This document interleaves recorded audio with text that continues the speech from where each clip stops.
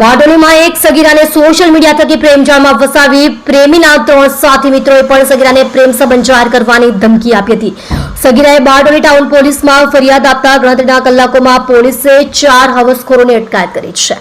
ઘટના એ બની હતી કે 1 વર્ષ અગાઉ બારડોલી નગરમાં રહેતી એક સગીરાને બારડોલીના જલારામ રોડકો સોસાયટીમાં રહેતા રોનિત પાંડે સાથે સોશિયલ મીડિયા થકી મિત્રતા થઈ હતી અને મિત્રતા થયા બાદ રોનિત પાંડે સગીરાની સાથે અવારનવાર શારીરિક સંબંધો બાંધ્યા હતા. જોકે આ વાત અહીંથી નહીં અટકતા રોનિત પાંડેના આ સગીરા સાથેના સંબંધ અંગે તેના સાથી મિત્રોને પણ જાણ કરી હતી, જેથી રોનિત પાંડેના અન્ય 3 સાથી મિત્રોની પણ સગીરા ઉપર દાનત બગડી હતી. સગીરાના રોનિત પાંડે સાથેના ઘણા લાંબા સમયથી સંબંધ હોય આ 3 સાથી મિત્રોએ પણ સગીરાને ઇન્સ્ટાગ્રામ મારફત મિત્ર બનવા માટે રિક્વેસ્ટ મોકલી હતી. અન્ય 3 ઇસમો પણ સગીરા સાથે સોશિયલ મીડિયા થકી જોડાયા હતા અને બાદમાં કૃષ્ણનગર ખાતે રહેતો દીપાંશુ તોમર નામના યુવકે આ સગીરાને રોનિત પાંડે સાથેના સંબંધોના ફોટા અને વિડીયો વાયરલ કરવાની ધમકી આપી હતી અને ફોટા વાયરલ નહીં કરવાનું જણાવી દીપાંશુ તોમર, શનિ રાજપૂત અને કૃણાલ પારેખે પણ આ સગીરાને પોતાની સાથે સંબંધ બાંધવા માટે ધાક ધમકીઓ આપી મજબૂર કરી હતી. ચકચારિત ઘટનાને સોશિયલ મીડિયા થકી સગીરાને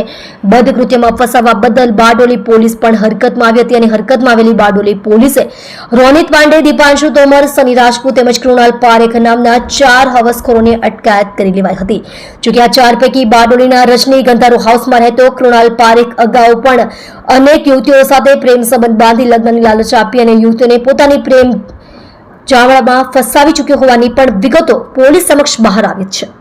તમે જોઈ રહ્યા છો ગુજરાત સમ્રાટ news channel. Chief editor Bhavesh પાટીલની સાથે.